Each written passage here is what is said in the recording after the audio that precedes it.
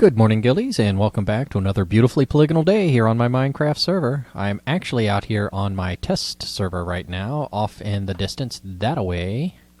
Yoink, yoink, yoink, is my actual testing world. Village, I guess you can call it.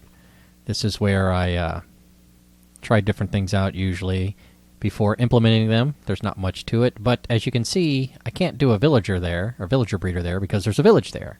So I had to come out here and did it. So I came about well over 100 units out here, but this is about 130 or so. And what I did was recreated the villager breeder starter village, which you saw in my last episode with the very basics here.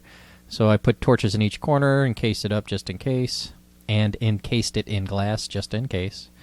And then I went over 12 this way and 12 that way and built two different spawners. Now this one goes up 10 from the floor upon which everything sits. So the door is on this block, sits on that block. So 10 up from that block, 2, 4, 6, 8, 10. I started the floor of the next aspect. All right, so I did that. And there's that little knockout bit I did. And I did the same thing over there, except I think it was 14 or 16. 2, 4, 6, 8, 10, 12, 14, 16. Okay, I built that one first, and then I built this one. And after I finished building this one, I came over, and it appears that this one was successful already. So I started with about 10 villagers in there, and I spawned 2 infant villagers. I used eggs, and they dropped down and fell down in here. But now there's 3, or there were 4 in here just a moment ago. But the fact that there's 3 is sufficient for me to realize that that's enough. So there was 10 entities, and now there are 13 entities. Yeah, they are breeding all right over here. So it looks like 10 up and do the floor will work. Over here, as you can see, clearly a little baby villager has already started. Alright, so this is what we're going to end up doing in the game world. I'm going to put together this little bit here. This is a water dispenser to put them... Whoops, come here you. Click. That makes them drop down. When they're splashing around in the water like that, this works better. I don't remember the gentleman's name off the top of my head. I will before the end of this video. Credits will be given to the gentleman whom I saw this design from. Also, I've tried to implement a manner in which I can feed them automatically by just being like right around the corner. So the plan is to have a path. Let's assume that this is going to be up against the wall like that. So it's down there, down in my little ditch, my ravine. Then this will be up against the wall. So the door will be over here. So I'll come in the door, plop down, go down some stairs to go here, and do this. And go up some stairs to come up here, and put food into a dispenser or a dropper.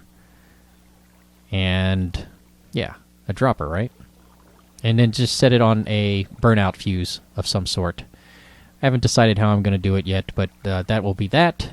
Oh, but if I'm going to do that, I got to make sure I can get into the dispenser. So, can I put a hopper into that and then do... I wonder if I could.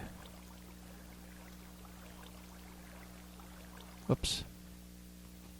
Oh boy, I'm not very good with testing world stuff. There we go. So I wonder if I could do a hopper and then put... I know I can put redstone on top of it if I'm careful. Let's try that. Boom. See, I can put some dust on there. Can I put a torch on the side? I don't think I can. No, but I can put a torch there. And I can put a block there. So I could do something that would make it burn out. I'm trying to remember, whoops, how I did that before. I know there's a way, and I will find it. I'll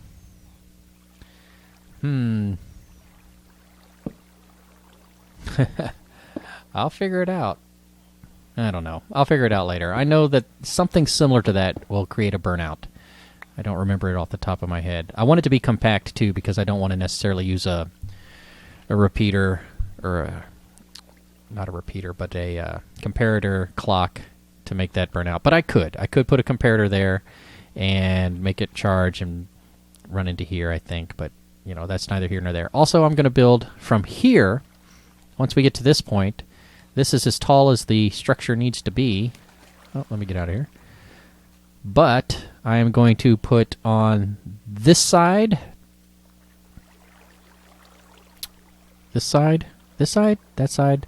Over on that side, there will be a dispenser that will dispense a block of water so that the elevator can continue up. Let me go ahead and use these blocks since they're here. So this will continue up, right?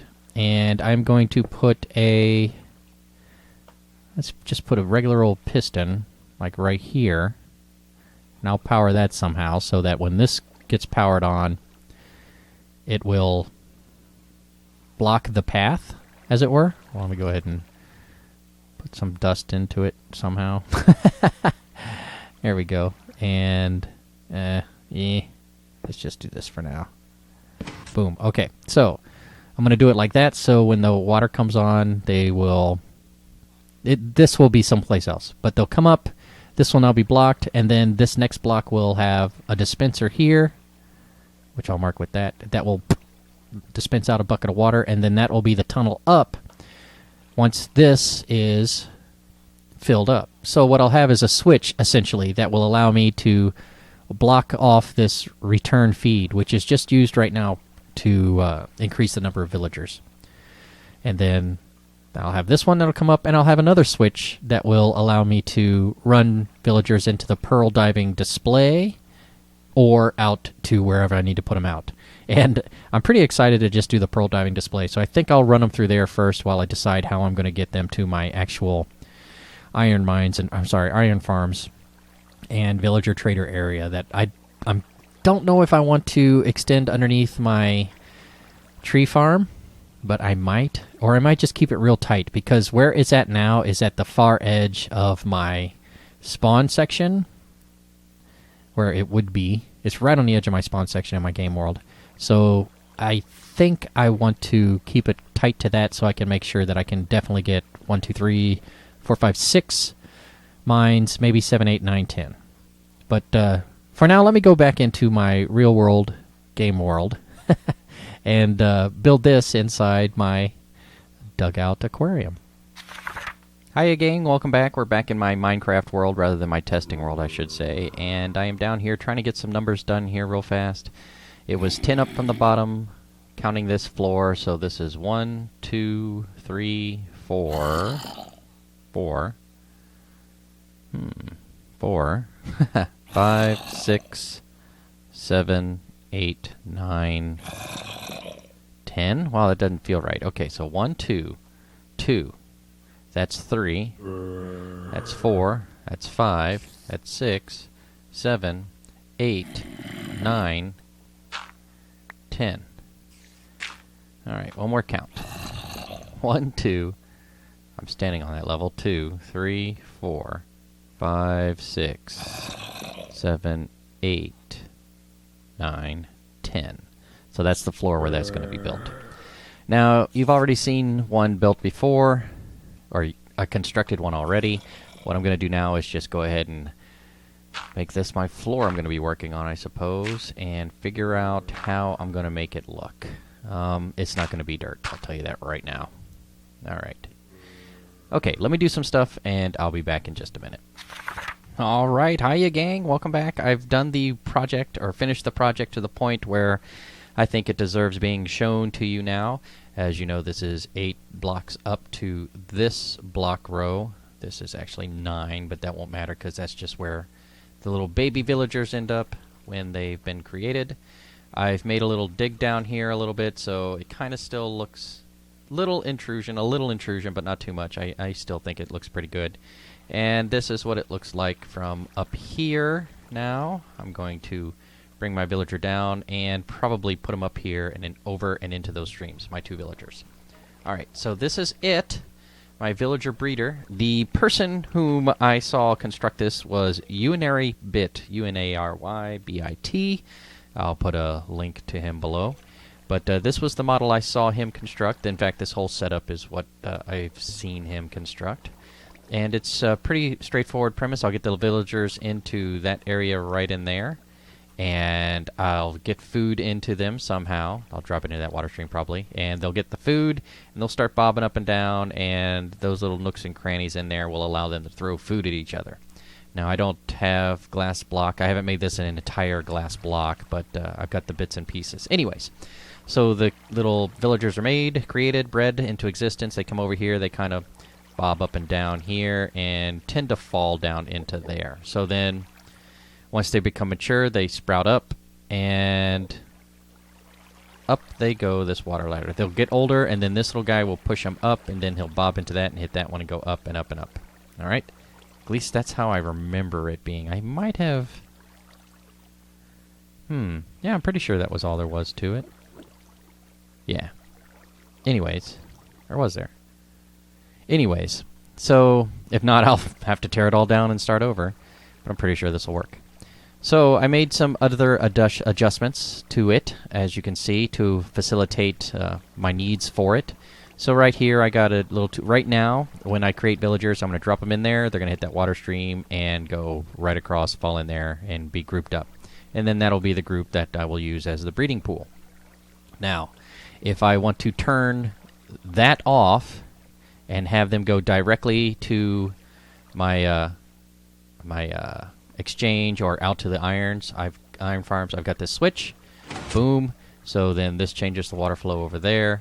Right now it's just a little dead end, but it'll be a channel that goes out and into the mound, I believe. All right, and that was just a pretty simple switch here that powers this block, which powers that one, and depowers this redstone torch, which depowers the line that was powering that one. Okay, boom. So now it's flowing that way. Now over here, I have a very similar thing, and this one is just to prevent the villagers from falling into the loop of the villager breeder and out again into what is going to be the pearl diving attraction. All right, so they'll come up here, they'll be bred, come up here, float over here, and then go that way. Now the pearl diving attraction will go up and out and down a little bit and up and out, and what they're going to be doing is diving down and then coming up and then swimming across the water for a little bit and then diving down again. So at some point I'll have them come over here and drop down probably like right in this square or something, so that if I want to, I can just turn them off or turn them to go back out towards that thing, right? So I can use it for whatever I want to use it for. In the time being, though, I need to kind of get my villagers in here and get them ready. I'm going to double check to make sure I didn't screw this up, because something's not quite right. Something's rubbing me the wrong way, if you will. However, there it is. That's the villager breeder. I think I'm going to save the actual loading of the villagers into it until the next episode, and then close it up and start working on waterways. Yeah, that's what I think I'm going to do. Yeah, I like that. And over here's a little observation deck. But before I do that, let me go outside and see how it looks from the daylight. I'll go take a nap and go pop outside, and then we'll see. Well, all right, gang, good morning, and we're out here now. Let's go take a look here. There you see the thing. You will see it a little bit. Yeah, you're going to see it a little bit. But that is very well lit right now. And I can take out some of the lighting and put a door there and just make it a very, very dark area. And you won't see it quite as much. But, yeah, that's where it's going to be. Let me see if over here if you can see it. And over here. Whoops. Yeah, you can kind of see it. So all of this space over here was extra space that I didn't really need, but we'll deal with that when we deal with that. Or, again, maybe that'll be where the villagers dive down and kind of hug the thing.